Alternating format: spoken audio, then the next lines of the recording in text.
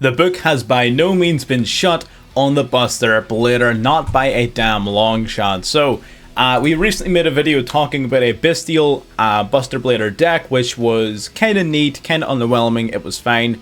Now, this is, in my opinion, the future of Buster Blader. We had a member in our Discord suggest a Punk Buster Blader deck list. Now, I've made quite a lot of alterations to it. This is sort of an entirely different style. We're completely foregoing the prologue.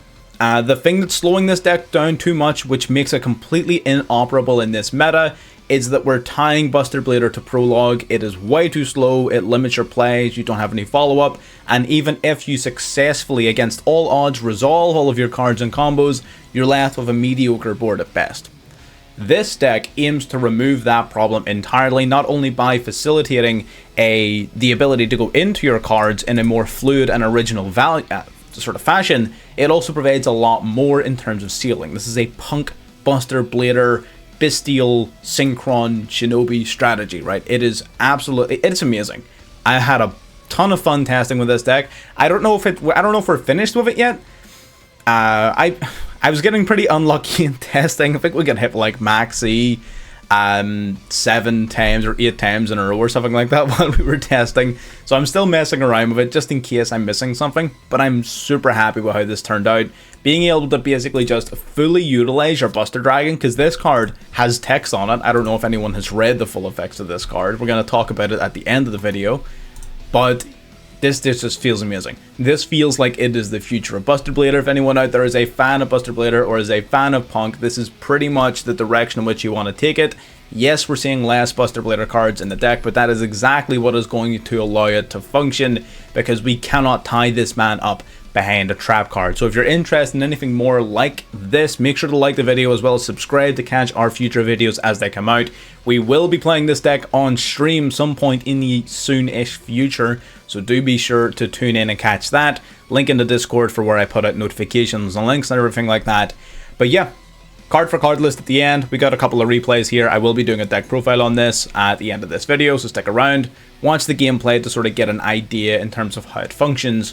Let's get into it.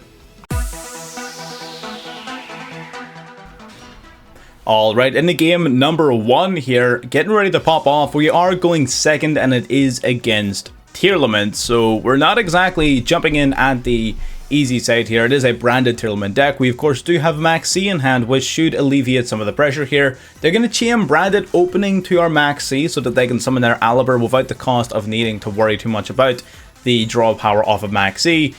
They're going to go Aliber here, as well as Merly, actually activating the Merly. We are going to go Magnomet here to banish the Merly from the graveyard. Again, we could have allowed that summon to go through, but I really would rather not be dealing with Tearlaments and like a Kikalos banishing a bunch of cards. They're going to grab Regained here. Setting up Regained is basically just a way for them to set up their board in a decent fashion without needing to overly commit to anything. They go for Branded Fusion, hit him with the Ash. Absolutely not. We can stop that here and now.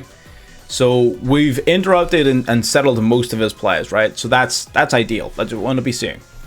Now getting into our turn, we're going to draw into Xiamen. Pretty good draw. We have plenty of ways of getting into it though, so we didn't need to draw it. We're going to go Assault Synchron, sending a Buster Blader from deck to grave. Now that's pretty solid. We're going to grab Foxy Toon straight from the deck, activating Assault Synchron, summoning it out here so we can Synchro Summon off into the Chaos Emperor. Now you don't always want to do it like that. Sometimes, of course, you would rather go into your Deer Note first, but we had an alternative line of play here. We're going to go Baldrake, banishing the Shinobi Necro, so summon out the Baldrake. That's going to trigger the Necro, or it would normally trigger the Necro to summon it, to add itself basically back to the field, if I could speak English. We're going to go Foxy Toon, discarding itself, discarding the Ogre Dance, going into Deer Note and Xiamen into the Buster Dragon, and this is what I'm saying, like, you can actually just summon this guy, and he has a bunch of really cool effects.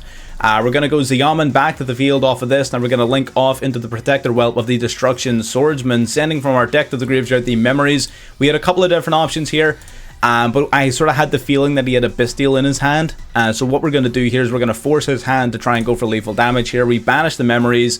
We're going to banish 2 fusion materials, going into the Buster Blader, the Dragon Destroyer Swordsman. That means no Bestials can be activated so long as this guy is face up, nor can he activate the effects of any of his face up monsters. We're going to go into Sprite Elf. That makes our monsters now untargetable, bringing back the Assault Synchron. Chaos Ruler then banishing 2 from the grave to summon itself back to the field. So here you have not only the original Buster Blader board, but now they're also protected from targeting, and we're able to summon more monsters on top of that, going into the Qing Ying into the battle phase. 38 over the Aliber, 37 from the Qing Ying, and 14 from Sprite Elf to take the game. Pretty good stuff. Not only, again, that's pretty awesome. You know what I mean? Like, able to go into the full Buster Blader set of plays without even needing to actually worry about it is pretty damn solid. Let's get in the game too.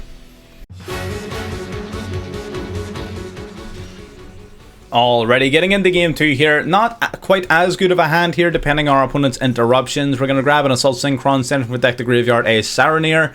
We don't really want to mill too much off the Saronir. We aren't like playing Lubellion or anything like that, so we decide not to activate it because it's kind of pointless. We're going to pitch a Shinobi Necro off of our second tuning though, which is pretty awesome. We're going to drop Ogre Dance for Xiamen. Xiamen then on summon, going to search for Foxy Tune. Foxy Tune now is going to discard itself and the Jet Synchron, or it would have, sorry, if they didn't have an Ash Blossom, but we really need this to resolve, so we're deciding, you know what, we are going to go cross out on this Ash. We're going to hold on to Call by the Grave just in case it is more useful on our opponent's turn to stop like a Tier Limit card or something like that. We're going to summon out the Deer Note, Synchro Summoning off into the Chaos Ruler, the Chaotic Magical Dragon. Chaos Ruler then going to check the top 5 of the cards for a light or dark monster, adding 1 of them to our hand and sending the rest of the grave. While our Deer Note is going to revive the Ogre Dance. Now, I'm going to tell you this straight up. I'm going to let this resolve first. Checking the top 5, Xiamen, Shinobi Necro, Buster Blader. We actually do grab the Necro because we already have one in grave, so we figure more cards in hand the better. Now, I'll tell you this now. The Zombie Vampire, this is a gambling man's card. This is not always the smartest card to use, specifically because of how popular and powerful tier elements are. But if you're a gambling man, you can play it. We decided to go Assault Synchron here. First of all, we're going to go into Baron de Fleur.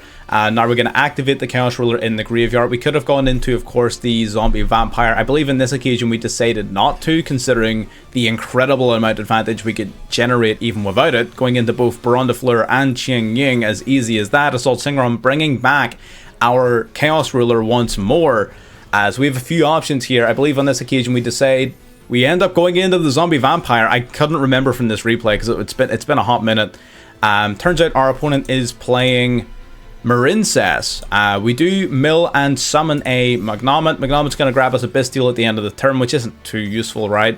We're going to go in the IP here, dropping Shinobi, summoning out the Jet. We're going to go in now to the Sprite Elf, summoning it over our 2 level 10s, making them untargetable, bringing back the Shinobi Necro and setting a card face down while grabbing the Baldrake from our deck. That means Baldrake is essentially going to be able to act as an extra deck summon banish thanks to the Shinobi Necro. We are going to go Call by the Grave on the Pascalis here. It does banish itself as cost, however he does have a second Pascalis in grave, so we are going to do that. For some reason I assume he goes Imperm here to try and stop Qing Ying or Barone, but instead he just negates Elf because these guys are untargetable. I guess. I can only imagine that's what he was doing. Going into, he's going to continue trying to play here, Monster Reborn. We're going to activate the Buster Blade Memories now at this stage. He is going to go Call by the Grave of his own here, but that's why we have Baron de Fleur. So Memories at this point is going to be able to fusion summon by banishing cards from the graveyard. So we're going to negate, of course, the Call by the Grave. We're going to banish the Chaos Ruler and the Buster Blader, which was his Monster Reborn target, summoning out the Buster Blader Fusion Monster, meaning his Monster Reborn no longer has a valid target. He's going to go into the Spring Girl. We're going to banish a card from grave, triggering Qing Ying, get banishing, plus we have an extra interruption with the Baldrake now, negating a special deck, an extra deck summon. Man. I don't know what to tell you. I don't know what to tell you. We're just that good at the video game. In the game 3.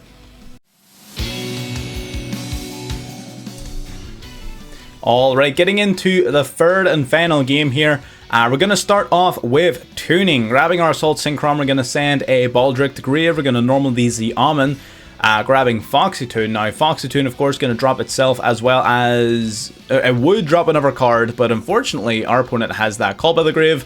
We are going to hit the Call by the Grave with the Call by... Sorry, Ash Blossom with Call by.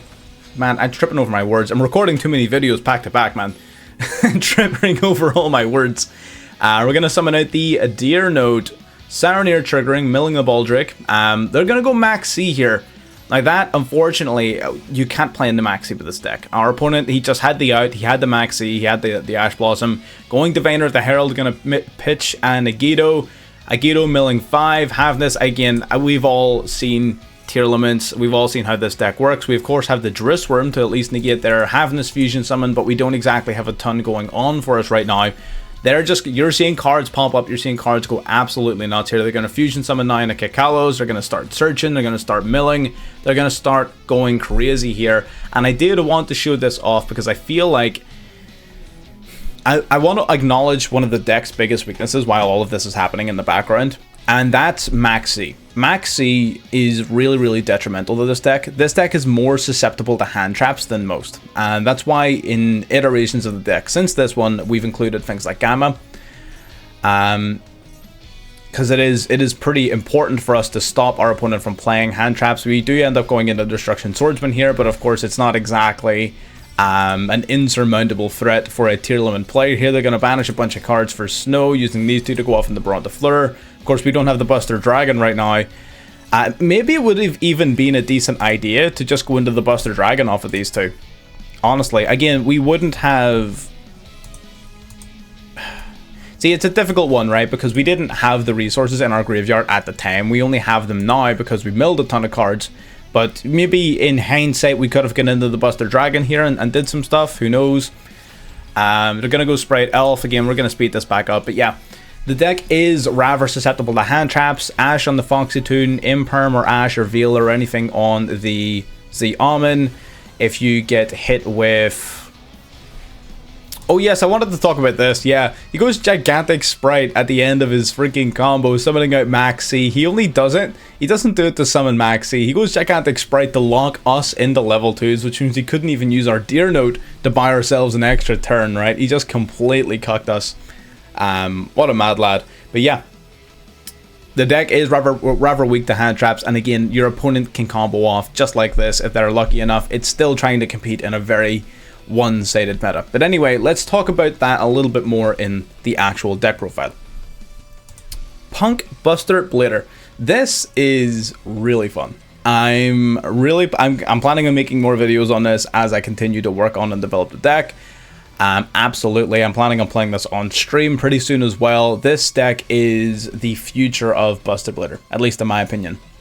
It employs a bunch of different engines to basically put out level 8 synchros pretty consistently, so you can mill extra cards off your Chaos Ruler, as well as being able to summon your Buster Dragon using the original means, and sort of trying to set your board up in such a fashion to where you can organically mill your cards instead of trying to artificially set up this prologue nonsense, right? You're creating a much more organic flow to your deck. So yeah, I mean, our whole Discord, one of our most popular channels in our Discord is P.U.N.K, so I feel like anyone in the Discord who wants to play P.U.N.K or wants to play Buster Blader, this is definitely a way to do it. Let's talk about it. So first, I'm going to remove the hand traps, just so that we can look at the actual engines of the deck and talk about them as we're going along. So we've got the triple Max C, we got the triple Ash Blossom, double Infinite Impermanence, Called By and Crossout. You need both. You absolutely need as much interruption to hand traps as you can possibly get. And there you go. So the core of the deck, as you can see, is rather girthy. And it is large because we want to ensure consistency.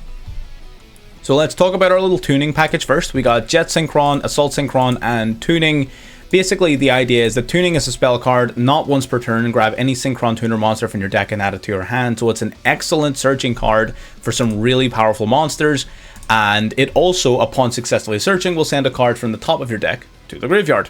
Generally speaking, in this deck, you want to be sending as many cards from your deck to the graveyard as possible, so that you can put some really useful resources in there for later on, like the Shinobi Necro, like the Dragon Buster Sword, like basically any of your Buster Blader cards you want in the graveyard. Even having more lights and darks in general in the graveyard, even like Assault, all of these cards are pretty useful in the graveyard, I'm going to be honest. So more cards in the grave equals better, so it grabs you an extender and mills one. Pretty solid deal. What monsters is it searching for? Well, first and foremost is the Assault Synchron. You can special summon this card during your main phase from your hand by taking 700 damage, but so long as it's face up, you can only synchro summon. Now this is pretty important alongside your Bestials because it gives you access to a level 8 synchro. Now we have a couple of pretty good ones, but primarily we're talking about the Chaos Ruler and the Buster Dragon. Primarily the Buster Dragon usually, because your Punk combos will summon out the Chaos Ruler. So it just gives you more access to your Buster Dragon, which is pretty damn important considering you're playing Buster Blader. And this guy has way more text on it that you can utilize in this version of the deck rather than other ones, but we're going to talk about that in a moment. But yeah, having the level 2 tuner that special summons itself is awesome. It also has a second effect which is just as good in this deck, where if a synchro monster on your field is either tributed or banished, you can use Assault Synchron in the graveyard, banish the Assault Synchron, and summon back that Dragon Synchro. So it basically just lets you recycle your Chaos Ruler 2 more times, right? So you summon this guy out, of course, he goes to the grave for whatever reason, then you can banish 2 cards to summon himself back to the field, then when he leaves the field again he gets banished. Well, now Assault Synchron can banish itself to summon him back for a third time, and then he goes to the graveyard, so next turn you can even resummon him again. So it basically just lets you loop your Chaos Dragon a couple extra times, which is awesome. It gives you more material for the Zombie Vampire, for your Hope Harbinger, potentially for some level 10 synchros. It's just another big monster, right? It's just useful. And then we have Jet Synchron. It's sort of like a backup search target as well as like a generically good graveyard card. If this card is in the graveyard, you can basically discard a card to special summon it back to the field. So it's basically like a built-in extender. That's the idea. It's just a backup search target off of tuning. You absolutely don't have to play this card. You can take it out if you want. It's just kind of neat, right? Sometimes it's decent link material, realistically, more than anything else. And we were playing it because we wanted to more consistently go into our Protector Whelp, which just requires any 2 monsters, right? Very generic materials. But again, ultimately, Jet Synchron is totally optional. It is up to you. Even if you want to just run like a third Assault Synchron, you absolutely can. But I think 2 of this is fine and 1 of this is fine. Then we got Bestials. So we are running 6 Bestial monsters. We're running 1 Magnomet, 2 Saronir, 1 Drissworm, 2 Baldrake. We're not playing Lobelium. We're not trying to go absolutely ham there. That will, of course, involve adding a couple of extra bricks to the deck. It might be beneficial. That might be the route we go down, to be perfectly honest, in the long run, but it's just not the route we have chosen to go down just yet. So we will see how that one goes. I will be testing it out though, so stay tuned. But for now, we've been playing this little Bestial engine here, and it has been more than sufficient. I can't really be mad at this. It is working and it is doing its job. These guys being able to summon themselves to the field basically act as level 6 non-tuners for your Assault Synchron and your Shinobi Necro. I'm going to lump these guys in with the Shinobi Necro because he's sort of the whole reason as to why, like, they feed off of one another. Being able to use these guys plus your Shinobi Necro or Assault Synchron to go into a level 8 is awesome. Shinobi Necro, of course, if this card is banished from the graveyard, it can special summon itself from the banish pile out to the field. So you can banish it off of one of your Bestials, then you can essentially summon it back to the field. It and the Bestial will go into a level 8 synchro. Pretty awesome stuff. Especially if you just mill this card off the top of the deck or discard it off of Foxy Tune or anything like that. It just is a pretty amazing card and combo. Then we've got the Punk cards. So Punk cards, we have 3 Xiamen, we have 1 Sharkusai, 1 Deer Note, 3 Foxy Tune, and 3 Ogre Dance, trying to be as consistent as humanly possible. Basically, because of the way we built this deck, we also, have 2 copies of Emergency Teleport. Virtually every card I just read out there is 1 card starter to get your whole deck going. Normal Xiamen, full combo. Ogre Dance discards itself to search for Xiamen, there's your combo. Foxy Tune can also start the combo. It's a little bit weird though, so you need to go Foxy Tune to search for Xiamen, then you need the normal Xiamen to search for... This will special summon Xiamen from the deck, use Xiamen to search for Sharkusai. Sharkusai, then you normal summon, activate its effect to fuse in the Rising Carp, then tribute the Rising Carp for a Xiamen and Deer Note. The ultimate objective of the Punk engine is to put a Xiamen and a Deer Note on your field. You will then use those to synchro summon into the Chaos Ruler, mill a bunch of cards, and Deer Note's effect will activate to bring back either a level 3 if you want to start tuning, or a level 8 if you want to go into the Zombie Vampire. That is the entire point of the P.U.N.K engine. It is just to put as many cards into your graveyard as possible. It is meant to generate you a bunch of gas and starter cards while also putting some extenders in the graveyard. That is the entire idea. And all of these cards are 1-card starters for starting that off. 1, 2, 3, 4, 5, 6, 7, 8, 9, 10, 11. You have 11 1-card starters. And that's not even counting the fact that sometimes Deer Note and Charkusai can start the combos on their own, but they typically just need at least one other P.U.N.K in hand to do so. Whereas all 11 of these cards can just do it on their own. So it's a really consistent engine, at least in theory. It's a really, really consistent engine, and it helps just pile your graveyard so you can start going crazy. That's the idea. And lastly then, the Buster Blader cards. So we're playing a rather conservative Buster Blader engine. We're playing, of course, the Dragon Buster Destruction Sword for the extra deck lock. This card is actually unironically more consistent in this version, which is weird because we're using the second effective Buster Dragon a lot more, which is what makes it more consistent. It's no longer a brick in your opening hand. So this card can either equip itself from the hand or field onto a Buster Blader monster you control, or it can be equipped from the graveyard to a Buster Blader you control by the Buster Dragon. While it's face up as an equipped card, your opponent cannot summon monsters from their extra deck. We got 2 copies of the Buster Blader, the Destruction Swordmaster. Basically changes his name to Buster Blader while on the field or in the graveyard. His name basically is the only reason he's useful. In fact, that's actually a lie. His second effect is really good in this meta because of tier limits specifically. If a monster card is destroyed, if a monster is destroyed by battle or card effect, I actually didn't know if it was by card effect or not. If a monster your opponent controls is destroyed, you can steal it and equip it onto your Buster Blader during the battle phase. That means that you can start piling on their tier monsters and preventing them from summoning out their tier cards and their fusions, which is absolutely incredible. It doesn't come up very often, but it's pretty neat when it does. Other than that though, he's just here for his name. And a single copy of Destruction Sword Memories, which can banish itself, as well as the fusion materials listed on your Buster Blader fusion monster to conduct a fusion summon whenever you want, which is absolutely amazing. So that's the whole main deck. I know that was a really roundabout way of talking about it. I don't know if you guys prefer the 1 card at a time, or if you want me talking about each engine and section at a time.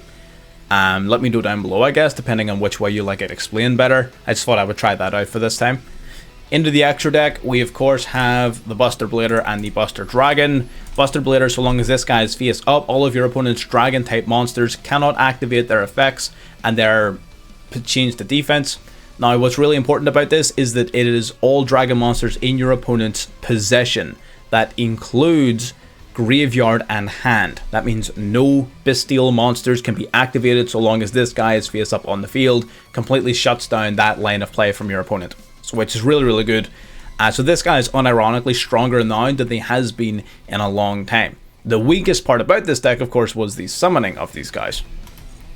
We have Buster Dragon. So this guy has a few effects. Typically, the only effect you care about in most Buster Blader decks is the fact that it's so long as this guy is face up, all of your opponent's monsters become dragons, which of course makes them susceptible to the effect of our fusion monster. He does, however, have some other effects. Once per turn, if you don't control any Buster Blader monsters, you can target a Buster Blader in your graveyard and summon it to the field. That is an excellent way of extending your plays. This guy being a level 7 means you can utilize him as material alongside a Xiamen to go into a powerful level 10 synchro monster, or you can simply equip onto him the Dragon Buster Destruction Sword to lock your opponent out of their extra deck. Yes, he may not be the fusion monster, he may not have the skill drain attached, but it's still pretty damn devastating if all of your opponent's types are changed and they're locked out of their extra deck. Alongside a negate or an interruption or two, that becomes game ending. And its last effect, of course, you can target a Buster Blader monster you control and equip it with a Destruction Sword card monster from your graveyard. You can equip this on, so if this is in your graveyard, Buster Dragon will equip it on, or if it's in your hand, you can just manually equip it on. Which makes the OG Buster Blader, unironically, a more consistent boss monster than the Fusion, which is pretty awesome. I like it. Rising Carp here purely to combo off with the Charkusai. Without this guy, your Foxy Tune is not a 1-card starter.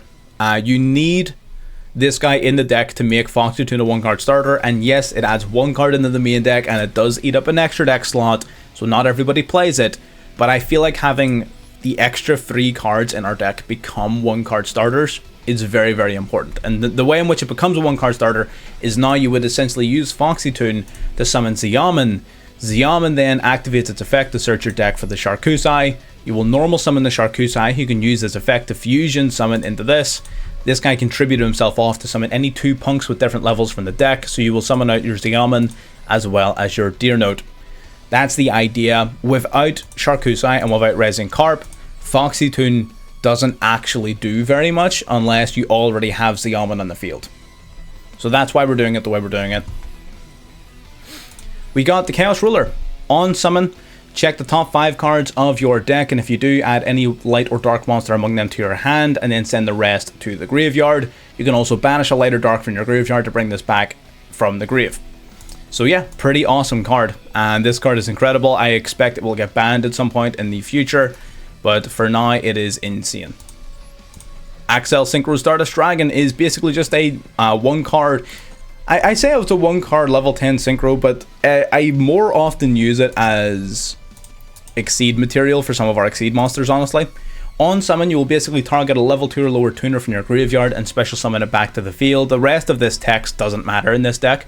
It basically just on summon, resurrect the level 2 or lower tuner. And then you'll either use it and the level 2 tuner to go into a level 10, or you'll sometimes just use it and like a Chaos Ruler to go into the Zombie Vampire while also having a level 2 on board for some plays later on, right? It's a +1 before getting rid of itself. Baron de Fleur and Ching Ying are our level 10s of choice. Baron de Fleur having a ignition effect, pop a card once per turn, as well as a once while face up quick effect negate. So Baron de Fleur is pretty awesome. We've got the Ching Ying then. Ching Ying is more powerful in this meta than Baron, in my opinion. For every banished card, opponent's monsters lose 100 attack and defense. He gains 100 attack and defense. If he would be destroyed by a card effect, you can banish a card from the grave instead, and if a card does end up getting banished while he's on the field, you can banish 1 card from your opponent's field and 1 card from their graveyard. Pretty straightforward card. Just banishes a lot of stuff, protects himself from effect destruction. Pretty great. Psychic End Punisher is a big boss monster for this deck. So long as your life points are lower than your opponent's, this card is unaffected by opponent's activated effects. You can pay 1,000 life points to banish one of your monsters and any cards your opponent controls, and at the beginning of the battle phase, he gains attack points equal to the difference between your life points, which makes him absolutely huge. He's got spot removal, and a lot of the time he is immune to effects. Pretty great card. Exceed monsters, we have the Hope Harbinger, of course, a generic once per turn spell negate, as well as redirecting your opponent's attacks at this guy, which is awesome. We also have the Zombie Vampire. This is a card that not everyone's going to play. This is a card that has backfired on me plenty of times, but at the same time, I just can't get enough. I'm just that guy. So this guy, basically, you can detach a material from him to mill the top 4 cards of both players' decks, and then you can choose any monster among those 8 cards and summon it to your field. Now that can backfire massively against decks like Tearlaments in particular, but a lot of the time, maybe not a lot of the time, but at least some of the time, it's worth it because you're able to put a bunch of extra resources in the graveyard, and that's sort of the whole point of this deck. Is it the best way of doing it? Probably not. But I just can't get over it. I love this card. Anytime I take it out, I always regret taking it out, and I always put it back in. So if you don't want to play it, don't play it, but I'm gonna play it. And then we just have a generic sort of link package. We have Masquerena to go into Avramax, which is pretty dope. We have Protector Whelp, which is sort of like a multi-purpose tool in this deck. Number 1, it can mill a Destruction Sword card while potentially summoning a Buster Blader from hand if you happen to open up with one. Mainly just milling a card you need to get milled, while also being a link 2 so that you can more easily and readily summon your Sprite Elf. Sprite Elf, of course, having a couple of effects. First and foremost is the ability to protect any monster it points to from being targeted by card effects, which is a pretty amazing way of keeping a lot of your big boss monsters safe.